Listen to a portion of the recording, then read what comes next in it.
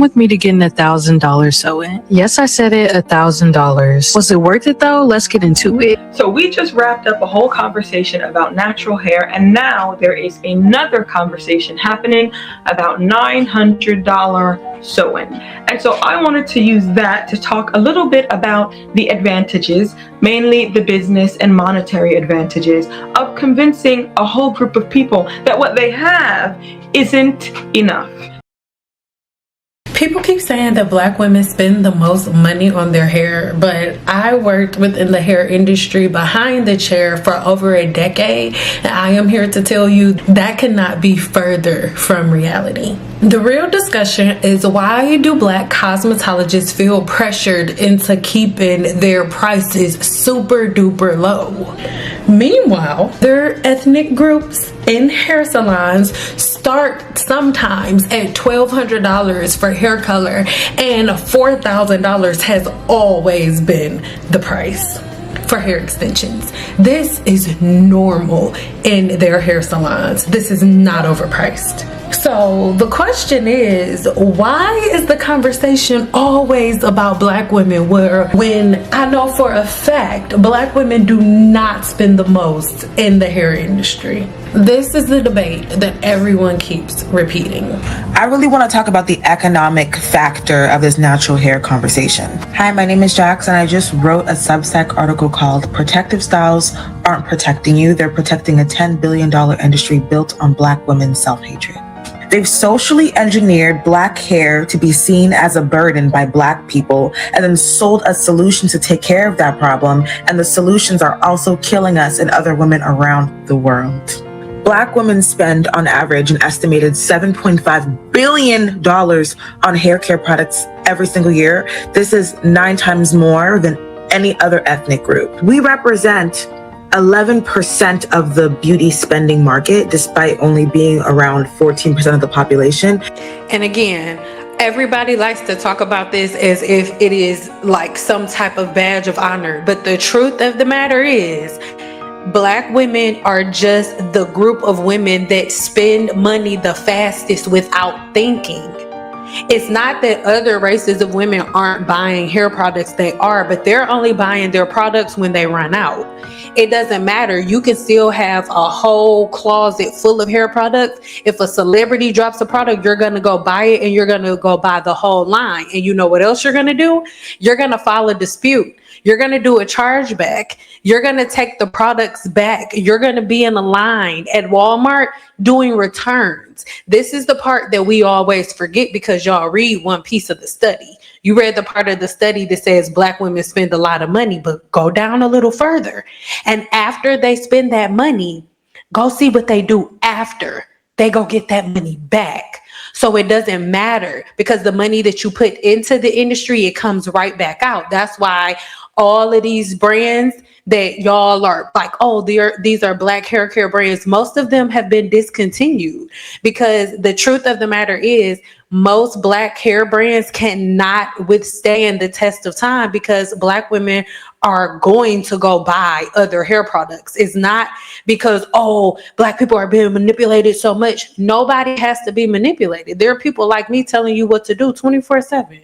This means we are outpacing our demographic and how much we spend on hair care and beauty products. What somebody with zero context would infer from that statistic is that Black hair is inherently more difficult and more tough to deal with than anybody else's hair, and requires a significant amount of money to deal with, which is not true. You and I know that's not true. So where's the gap coming from? Why do we spend so much? And when it comes to specifically hair extensions, we make up over 70% of global sales. Girl, bye. 70% of global sales. 70% of the hair extensions sold in the world is being bought by Black women. And where are we getting this hair from, might I ask? Because everybody wants raw human hair bundles. They're sourcing this hair for women in Cambodia and China and India unethically, paying them pennies, and then selling it to us for upwards of $2,000, and we're purchasing it. There are forced labor hair camps in China, making women shave their hair, process hair.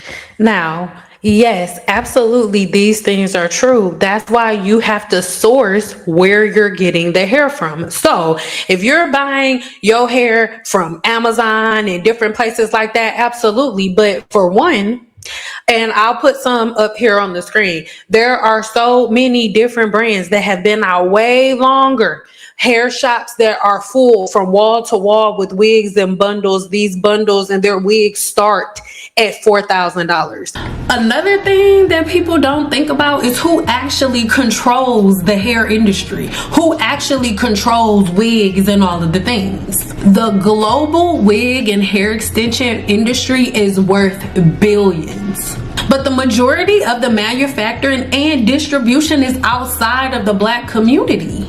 So even though Black people and Black women on social media and online get a whole bunch of eyes and it looks like there's a whole bunch of demand, I love you so much, but Black women, as much as y'all spend on weaves and bundles, y'all are not the #1 wearers of weaves and extensions and not the #1 consumer. I don't care what anybody says. The clips were before, I would always have a lot of breakage here and here, and so I did not realize when I came to look at this topper that you could do the band, which is for my hair, it's going to be a game changer. A friend of mine who also wears toppers had this one on, and I had to know where she got it. So I came in like that. Makes me so happy. And you know, you discussed your other toppers were secured with clips. Well, welcome to the better world. The better world of a topper that you don't need to use clips, which means no more breakage, no more pulling. This will secure your topper on your head. The Divine topper has this lace front as well as it has this lace part. Your toppers, sorry, line. Yeah, that looks star. But they turned this into this. So they did a reverse balayage, did a rooting and some low light. They toned down the yellow to get that perfect match for you that you wanted. And your hair back for me. I'm going to match it up with your part. Pulling this string down and around. The cap is now stretched down. I'm going to move it back right behind your hairline. Yeah, that looks so good. This little brush I love because it helps it blend, but this looks insane. This is really cute. You look so good in it too. I'm in love with it. Where's the drive over here? Yeah, it's so cute. I love it. I love it so much. With the clips were before, I would. There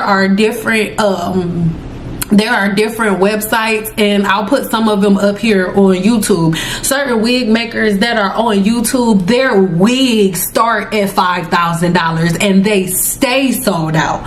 If another Black cosmetologist, like if I was to put some $5,000 wigs on my website that are just as high of quality of this other woman that's selling it, Black women will start making videos about me. People will start making YouTube videos about me like, oh my God, Cyn thinks she big shit. She got $5,000 wigs. Meanwhile, white women are spending $3, $4, $5, $6, $7, $8, $9, $10,000 on wigs. Easy. Will they fight and get their money back? Fight with money to get their money back if it's not up to par? Absolutely. But Black women are not regularly spending $5, $6, $7, $8, $9, $10, $11, $12,000 on wigs. It's not happening. Okay, sometimes yes, you have certain celebrity cosmetologists like the Alonzo Arnolds, and that's the first person that popped up in my head. I'm not about to try to think of nobody else, but you got certain celebrity wig people that of course they can charge that much because y'all put them on a certain extent. Not that they don't deserve it, but you put them on a certain level, so you like, oh, they can charge me $10,000 and I'm gonna pay for it regardless of how much it costs. They got 10 million followers, or they do this person hair, or they did Cardi B's hair. So it's like, I love y'all, but Black women do not spend the most money, and it may look like it, but you know what else they do? Black women are the highest in returns and refunds. So it may seem like, oh yeah, Black women are spending so much money on hair, but I feel like y'all getting returns and cashbacks more than y'all are actually buying the bundles. And it's not everybody. Don't get mad. You can fight in the comments. Just be respectful, girl. Don't be rude. You ain't gotta call me out my name. You ain't gotta talk about my mom or my kids. Hi, I'm Diamond. I'm a Black woman who spends hundreds of dollars on my hair every month. I've even had my own YouTube channel on here since I was 18. Every year, I spend about $3,000 on my hair, and every year, that price is going up. So, at the age of 23, I've spent almost $30,000 on my hair, but I'm definitely not alone on this. On average, I probably spend anywhere from $5,000 to $6,000 on my hair products. I spend about $2,000 a year on hair, which is crazy to me. $7,000 to $8,000 a year. Like $2,000 a year on products, like seriously. African American consumers dominate the entire beauty industry, contributing to about 85% of all sales in the U.S. in 2017, even though we only make up 14% of the population. Market research firm Mental values the black hair industry at $2.54 billion. But that estimate doesn't include hair accessories, wigs, weaves, extensions, electric hair care products, hair care services provided in salons or by individuals, or products sold through salons. If the data included these products, the $2.54 billion figure would be much, much larger. But before we dive into the business of black hair, let's talk about the basics. There are tons of ways to categorize and break up the black hair industry. To keep it simple, let's talk about the two biggest subgroups. And sell it to us. So those TikTok live videos, those people selling hair too, and you're in the comments like, oh, how much? There's a 12-year-old girl whose head is being shaved and paid 25 cents for her hair. Again, not everywhere, and I want to make that 1000% clear, because there are people who sell version bundles, and they have videos on their channel going overseas to the people who are doing it for religious practices. Some things unethically sourced.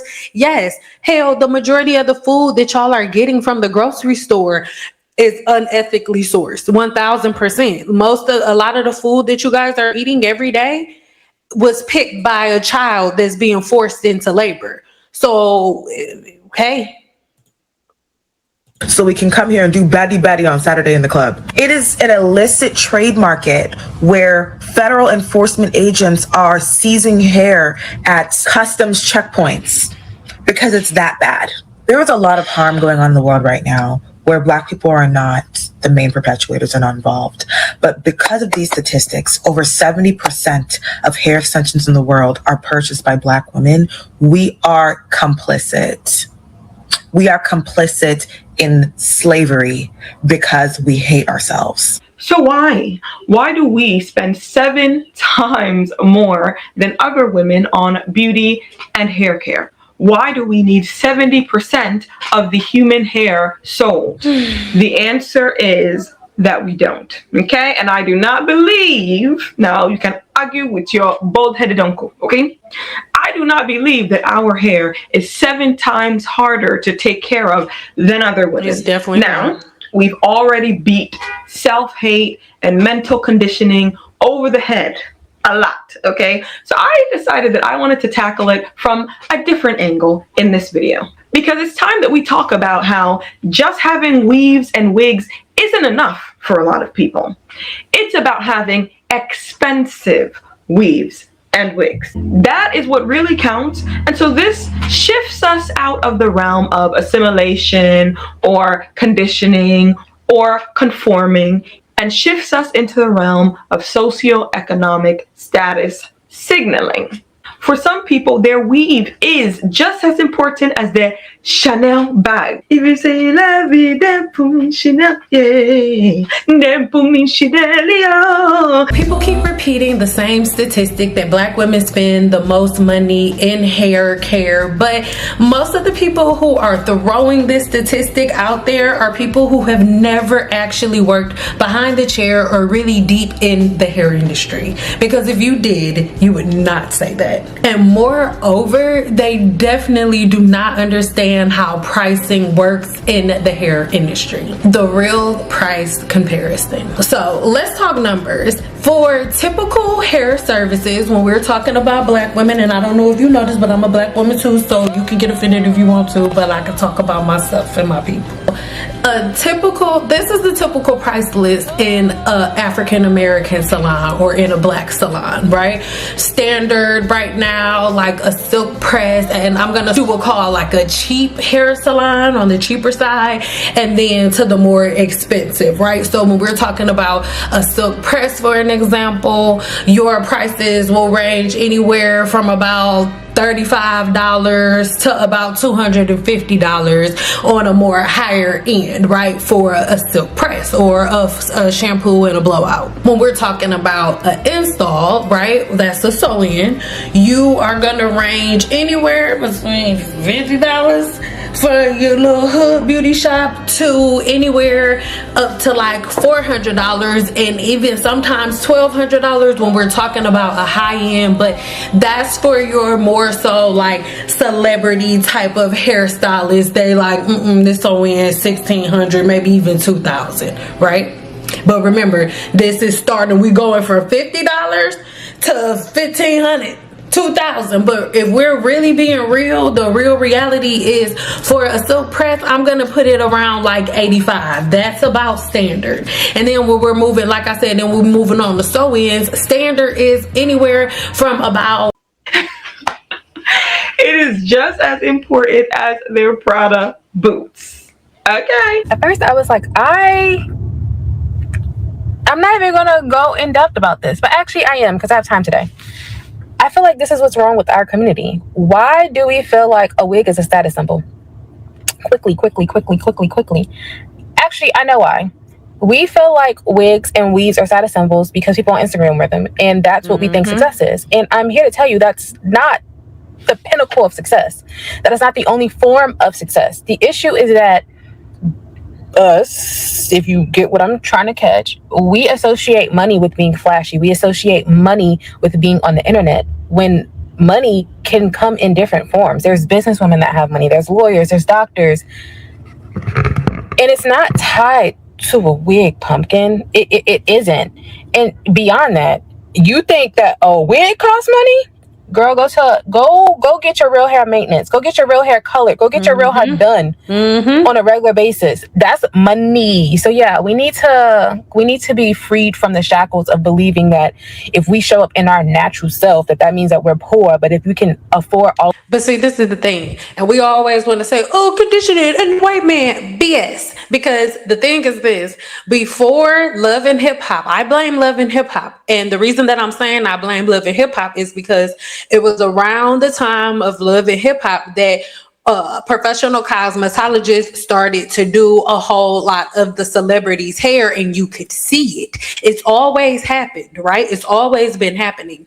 But when reality TV and cosmetology began to meet, or when reality TV and the hair industry began to meet and everything was filmed and it was no longer behind the scenes, everybody was like, oh, I can do that. And then YouTube came into par and came into place, and then everybody's like, oh my God, I can do it too. And then you could see all of your favorite celebrities came into the hair industry, because before, celebrities and cosmetologists were separate.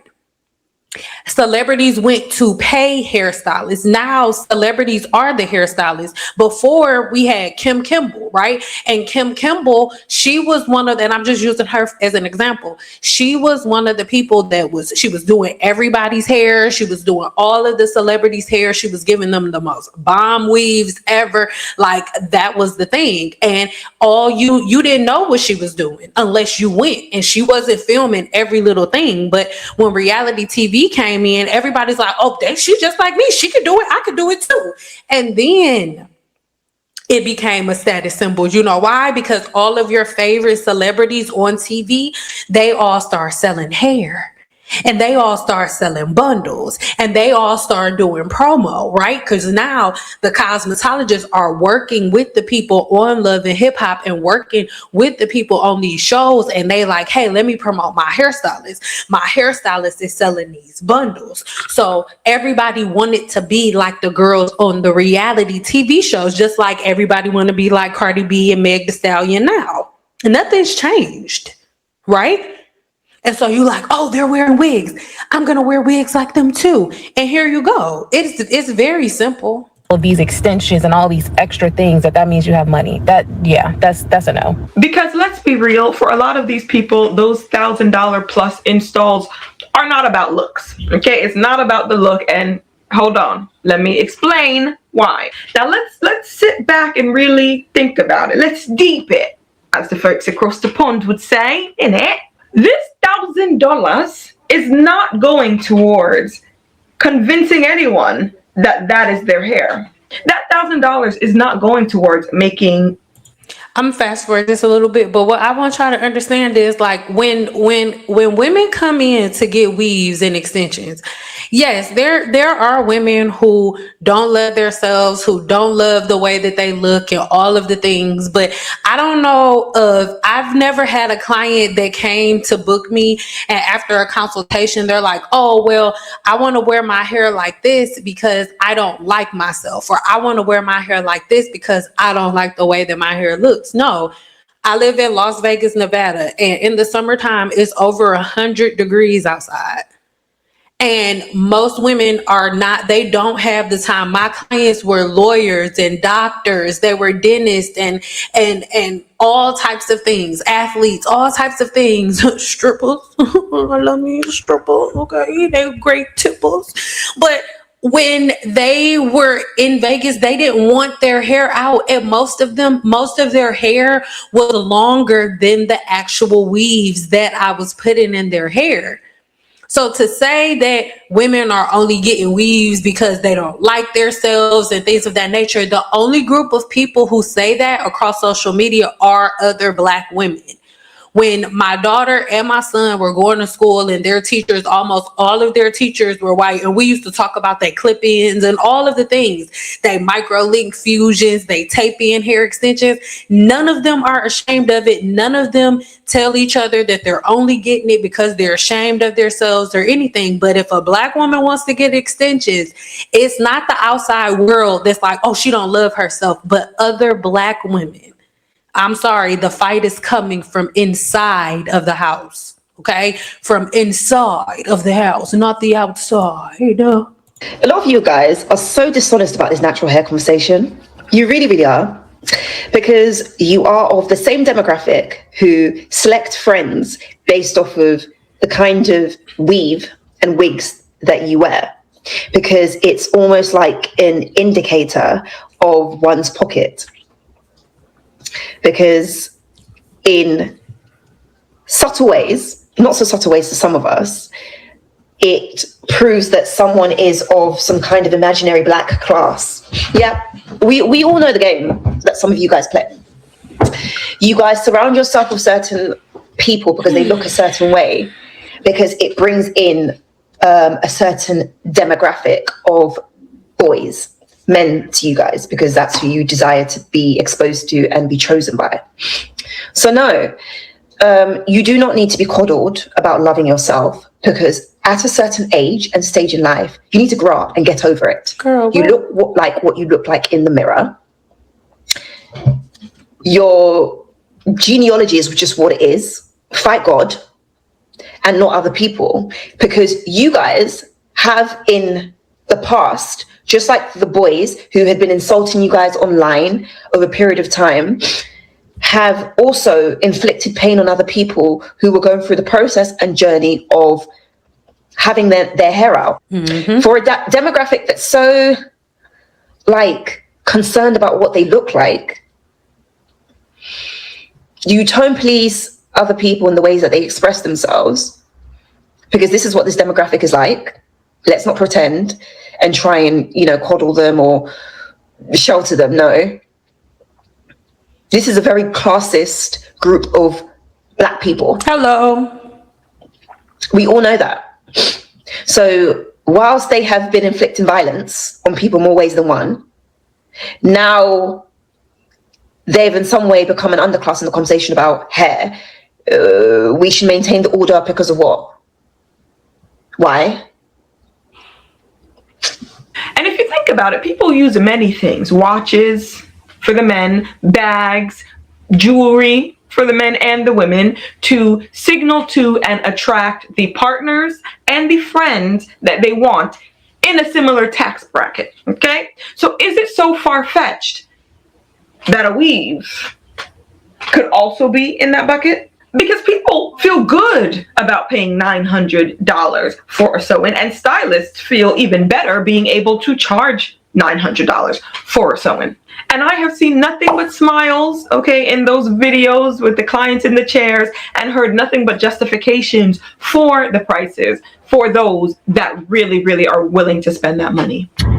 So y'all, I came across this video that somebody was saying, you know, oh, $950 is insane to pay for a hairstyle, which it is, but it isn't really, because like you could go to a steakhouse and you could order the same steak, but it's two different prices just depending on the environment, right? One price will be $350, the other price will be $100. So when I was looking through the video of the lady who was charging $950 for a service, she provided so much out of that service. Like, she did scalp treatments, she did the massages, she did the clean, neat sew-in. It's like she did all of the things. Not only that, there was no hey boo text, there was no wash your hair before you come, there was none of that. It was like a seamless. And I know I keep stopping it, but like everybody loves to throw that part of wash your hair before. I'm telling you something. If she tells you to wash your hair before you come, she does not have a cosmetology license. I'm going to say it again. If she is telling you to shampoo your hair before you come, she does not have a license. And in most states, it is against the law for you to shampoo somebody's head without a shampoo tech certification or a cosmetology license. A licensed braider cannot shampoo hair legally. She or he will be in trouble. They cannot. These are things that y'all need to know. So it's not a matter of like, oh, look, there's no hey boo text. No, because those are random chicks who are cosplaying as cosmetologists. They're cosplaying as professional hairstylists, but they're really not. Clean service, nobody waiting. She took her time. I just really feel like you get what you pay for. Mm-hmm. But let's talk about the person who actually gave the $950. Like, you was able to pay $950 for someone? You go, girl. The fire truck. This is Brooklyn. Anyway. Now, you'll always have people ready to say, you get what you pay for. Okay? And in some cases, that is actually true. But in most cases, what people actually care about is the whole, whoever was able to pay $950 for hair, you go, girl. That's the part people are interested in. Count it out loud. 2, 3, 4, 5, 6, 7, 8, 9, 10. 1, 2, 3, 4, 5. You tipped me. You didn't have to tip me. Yes, ma'am. Well, thank you. And this feeds into the conversation about all, like, when we go on social media and people on social media want you to believe that if your skin is black, that you are at the bottom of the totem pole and that you don't have money and that you can't get it together. That is not true. It's not. Just like there are many people of other races who have found different ways to make sure that they are at the top of their field. And I'm not talking about hairstylists, all of these different Black women who have these degrees. Like, why do we like to have a conversation that Black women are the most educated group of women, but then by this next token in the next conversation, we're the most educated group, right? But we can't afford certain prices. We need to be charged the lowest of the low because we can't afford it and the world is against us. Which one is it? Because I would like to say that I work really hard and I am a Black woman who can afford. If I want to go, I don't have sew-in here right now, right? I got a pixie now, and I do my own sew-ins. But if I wanted to go to her, I would properly prepare and I would pay her prices because she's excellent. This woman here is excellent at what she does. Most people are, look, oh, she don't shampoo hair. Not only does she shampoo hair, but they lay on the bed and get their hair shampooed. It be all types of incense and stuff floating around. Girl, if you don't got it, it's okay. But hair care in general is a luxury service. Everybody can do their hair themselves. Everybody can. It's not a necessity like water. But guess what? If you don't pay your water bill, they're going to cut it off. in the middle of the wintertime in Detroit, Michigan, you don't pay your gas bill, they're going to cut it off and you're going to freeze. They don't care. And it's a necessity. So luxury services, they don't match prices that are necessarily affordable for other people. She's going to attract the type of clientele that she wants to attract. And if you aren't her target audience, if you can't afford it, it's okay. Find somebody who charges your prices. But I don't think we need to have a conversation about her prices and whether or not they're too expensive and bougie. Like, what? Now, the stylist and the creator in question is India Bridges, based out of Houston, Texas.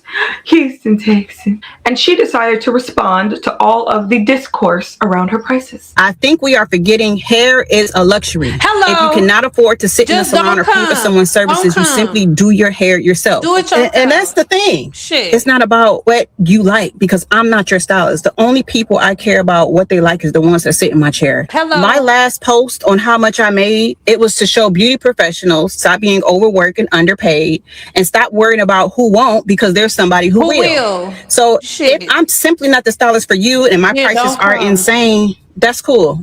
Find someone that fits exactly what you're looking for. What are we talking about here? We're talking about nothing.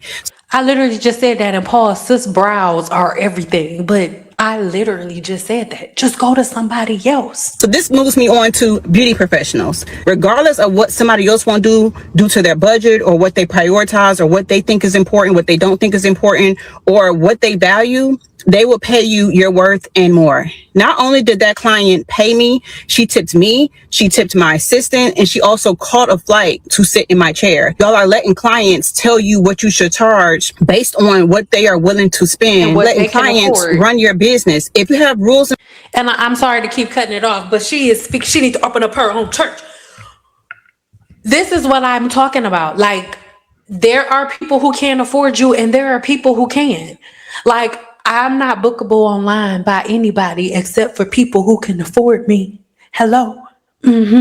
So there are women who will book a flight just to get their hair done and get back on the plane when they get done getting their hair done and go home and tip everybody in the room. And they don't have to do that. But guess what? That means sis had the money to do it, whether she got it from her job, whether her man gave it to her, however she got the money, she could afford it.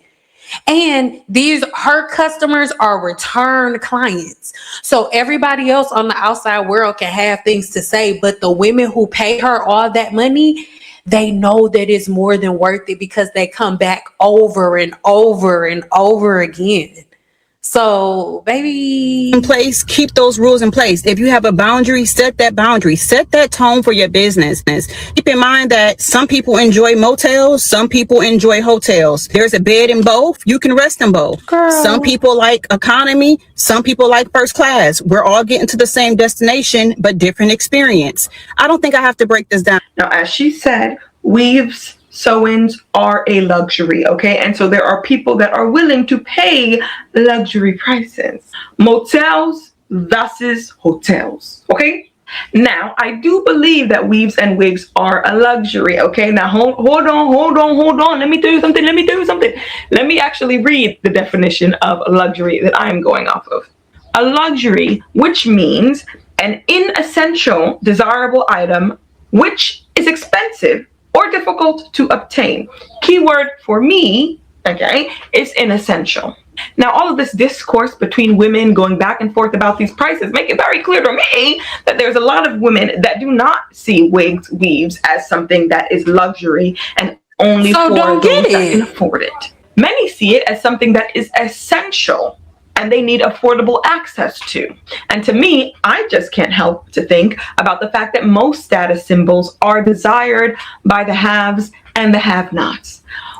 Again, this goes back to everybody wanting to be like the Love and Hip Hop girls. Guess what? The Love and Hip Hop girls, they can do frontals and lace wigs and all of the things at those prices that they're normally priced at. Because peep game, before everybody got on the Love and Hip Hop thing, the prices of wigs and all of the things are the same prices that I showed you already. Those were the prices. But then when luxury products and when luxury services that were only for the elite started to be accessible to everyday people, and when women online on social media wanted to recreate what professional cosmetologists are doing, that's when it was like, okay, well, this is no longer a luxury service because Mimi up the street know how to lay lace frontals. And because Mimi up the street is laying lace frontals in the room and her baby daddy Pookie is in the other room playing the game and smoking weed in the back, you don't think you should have to pay the price that is normally set. But this is the normal rate. And the thing is, the thing that everybody's saying is so expensive still isn't expensive. Micro links, tape-in extensions, all of those things have been in longer than the majority of the women who are listening to the sound of my voice have been alive. Like micro links, K-tips, fusions, all of those have been around for like 30, 40 years plus. They're not new. But before, they always had elite prices because they took time. It took proper education to have the proper type of maintenance so that they don't end up damaging your hair. But when Love and Hip Hop and social media came in, everything got like watered down, just like with Cardi B and her new products, right? You have different product lines, like what I consider not necessarily, I don't use the word luxury, but really, really scientifically based products.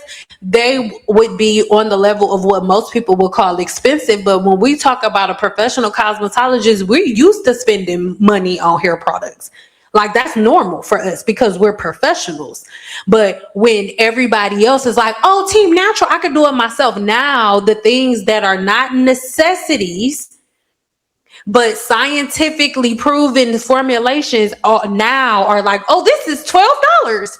It's $5 because it has to be affordable. But luxury services or luxury products or things that are not necessities should not have to match your everyday budget. Because contrary to popular opinion, you heard her read the definition of luxury. A luxury is a non-essential service. There is nothing about a sew-in or a wig that makes it a essential service. They are not essential. They are not. So because you ain't gonna pass out if you don't have a weave, you're gonna pay whatever price the luxury service provider is charging. It makes no sense. Both the haves and the have-nots always want access to the luxuries. People pay for what they want to pay for. They are guaranteed professionalism, customer service, their stylists being on time, hair care, no tension, no headache, and so forth. Those who are in my comments saying what they wouldn't do and my price is this and that, they're not my clientele. I'm not worried about them because my clientele pays me. My clientele sees my value. My clientele even tips me. My clientele goes above and beyond to catch flights and even stay the night to get their hair done. You can charge your worth. This is not just an India thing. This is not God just favors her. This ain't, oh, God just did this for her and it won't be for me. No, you have a gift, use it. And this is for the women that give their all, the ones who actually take their time, the ones that are passionate about what they do, not for people who just want quick money, not for people who are trying to get people in and out. I don't run a sweatshop. I run a business. That's simple. I'm not trying to be for everybody, and I think I've made that clear. But what I am worried about is my beauty professional, my fellow stylists who work just as hard as I do, serve with everything, and yet you are still being overworked and underpaid. That post was for you, because what they won't do, somebody else did. Instead of questioning it, should we look at it as something that is aspirational? But this is the thing. You don't have to look at it as something that's aspirational, because unless you are a professional cosmetologist, then that aspect of it doesn't matter. But the one thing that you should look at it is from a state of empathy, because if you are a person who at any point in time has a desire to start your own business or anything like that, these are questions that you need to ask yourself, because at the end of the day, if you agree that things that you really, really, really want are automatically essential because you really, really want them, then when you start your business and you spend your time in school or whatever your craft is, and you do your calculations on how much money you're going to have to charge for your product or your service so that you can actually turn a profit and make money and pay your bills so you can live, right? When it's time for you to do that, I want you to ask yourself if whether or not you are going to want your money attached to what other people think that you're worth. Are you the person who determines what you are worth? Are you the person who determines how much money you're going to take home every day? Or do other people decide that based on what they can afford? These are the questions that you need to ask yourself. You know what I'm saying? And it's the question that I'm asking you. Let's have the conversation in the comments. I love you guys so much. If you've made it to the end of this video, make sure you go ahead and hype this video. And, you know, I'll see you later, baby.